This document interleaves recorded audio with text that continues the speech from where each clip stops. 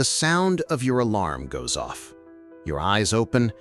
What do you do in the next 5 seconds? For millions of us, the answer is the same. An almost unconscious movement. The hand stretches out, fingers find the cold surface of the smartphone, and the screen lights up. Alarm off, day begins. Seems harmless, right? A trivial act, a modern habit. But what if I told you that those 5 seconds, that very first gesture, is the most important decision you make all day?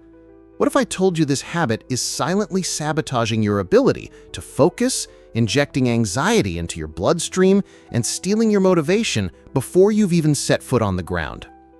This isn't about willpower. It's not about being lazy or undisciplined. It's about neurochemistry. It's about a battle for control of your brain, one you're losing every morning without even knowing you're fighting it. In the next few minutes, we're going to expose the hidden mechanism behind this habit. We'll decode exactly how it hijacks your mind's operating system. And most importantly, I'll give you a simple, science-based protocol to take back control. Stay with me, because you're about to discover that the secret to a productive, calm day isn't in a new planner or app. It's in how you live the first 5 seconds after waking up. Do you feel like this? You wake up, grab your phone, and suddenly 20 minutes are gone. You've seen work emails, bad news, the seemingly perfect lives of other people on social media. You leave bed already feeling behind, reactive. Your mind, which should be clear and ready to create your day, is already filled with other people's agendas, problems, and emotions. You've started the day on defense. That feeling of being late and overloaded isn't your imagination. It's the result of 3 neurological hijackings that happen in sequence. The first, the dopamine hijack. Think of dopamine as the molecule of motivation. It's not about pleasure, it's about the pursuit of pleasure. It drives you to act. Your brain has a baseline of dopamine. To feel motivated, you need activities that raise that baseline. Here's the problem. Your smartphone is an endless, cheap syringe of dopamine.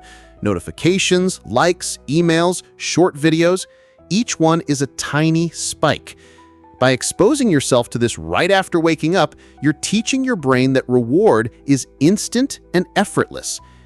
What happens next? When you turn to a hard task, working on a project, studying, or even meditating, those activities provide expensive dopamine, rewards that come only after effort and focus. But your brain, already hooked on easy spikes, looks at the harder task and says, "No thanks, not worth it." You didn't get lazy. You just drained your motivation for real work before you even had breakfast. You began your day in a state of dopamine debt. The second, the cortisol injection. When you wake up, your body naturally releases a surge of cortisol. It's a healthy mechanism designed to wake you up and give you energy. It's your starting signal. But when you open your email and see an urgent demand or read stressful news, you're adding an artificial, unnecessary dose of cortisol to that natural peak. You activate your fight-or-flight system. Your brain doesn't distinguish between the threat of a problematic email and the threat of a predator in the jungle. The physiological response is the same. Heart races, breath shortens, blood flows to the limbs, away from your prefrontal cortex, the part of your brain responsible for planning, decision-making, and complex thought. You're literally making it harder for yourself to think clearly. You enter the day with your body and mind already in emergency mode. The anxiety you feel didn't come out of nowhere. You injected it into yourself through a screen. The third, the brainwave disruption. In the first moments after waking, your brain transitions smoothly from theta waves to alpha waves. This is an extremely valuable state.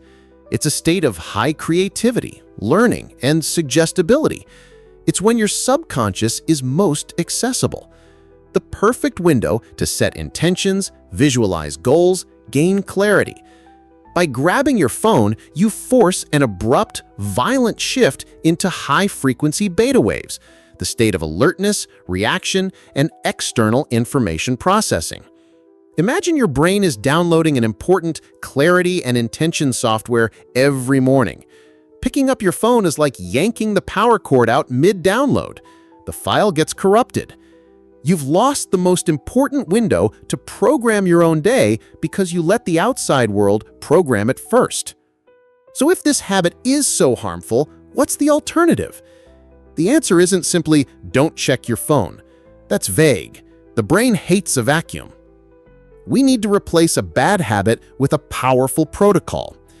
I call it the golden window protocol, the first 20 minutes. The goal is simple. Protect your mind and neurochemistry during the most critical phase of the day, using a sequence of actions that prime your brain for focus, calm, and productivity. The protocol has 4 steps. They're simple, quick, and require nothing but your own body and environment. Step 1. Hydration. Minute 1. First thing, drink a full glass of water. You've gone 7 to 8 hours without hydrating. Your brain is about 75% water. Even mild dehydration has been shown in studies to impair mood, memory, and cognitive function. This isn't wellness fluff, it's performance. You're literally powering on your main hardware. Step 2, light. Minutes 2 to 5. Expose your eyes to sunlight as soon as possible. Doesn't need to be sunny. Daylight, even on a cloudy day, is magnitude stronger than indoor light. Why? Sunlight hitting receptors in your eyes is the strongest signal to your brain to shut off melatonin, the sleep hormone, and reset your circadian rhythm. It anchors your biological clock, telling your body the day has begun.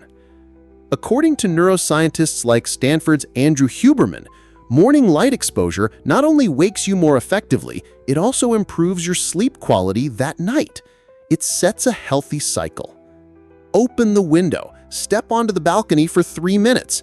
Let daylight hit your face. Step 3. Movement. Minutes 6 to 15. No need for a whole workout. The goal is to increase blood flow and oxygenation to the brain. 10 minutes of light movement. Could be stretching, jumping jacks, yoga sun salutations, or a brisk walk around the block.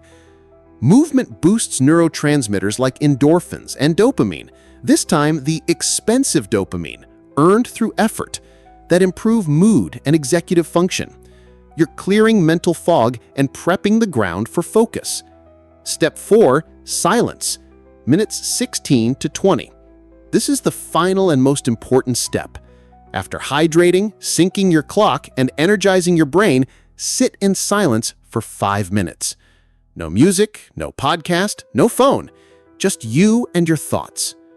Focus on your breath, or set a single intention for the day.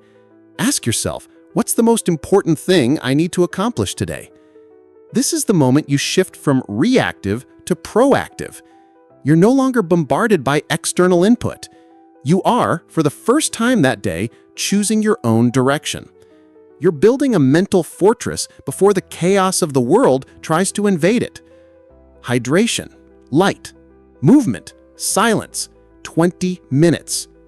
Compare a day that starts with this protocol versus a day that starts with infinite scrolling. In the first, you begin hydrated, alert, energized, and most importantly, in control. You've set your own mental agenda. In the second, you begin dehydrated, stressed, reactive, with your mind already fragmented. The choice seems obvious, but the habit is powerful. The truth is, your focus and anxiety problems may not be a character flaw. They may simply be the result of a poorly designed morning environment, the result of surrendering control in the first and most important seconds of the day. The good news is, control is entirely in your hands, literally. It starts with the decision not to reach for that screen. Here's my challenge for you. Don't just take my word for it. Test it yourself. For the next 3 days, just 3, don't touch your phone for the first 20 minutes of your day. Put it in another room if you must. Instead, follow the golden window protocol: water, light, movement, silence. After the 3rd day, come back to this video and comment below with one single word describing how you felt. Focused, calm, energized, anxious, There's no wrong answer. I want to know what your synapse effect was. By changing those first moments, you don't just change your morning, you change the trajectory of your entire day. Take back control.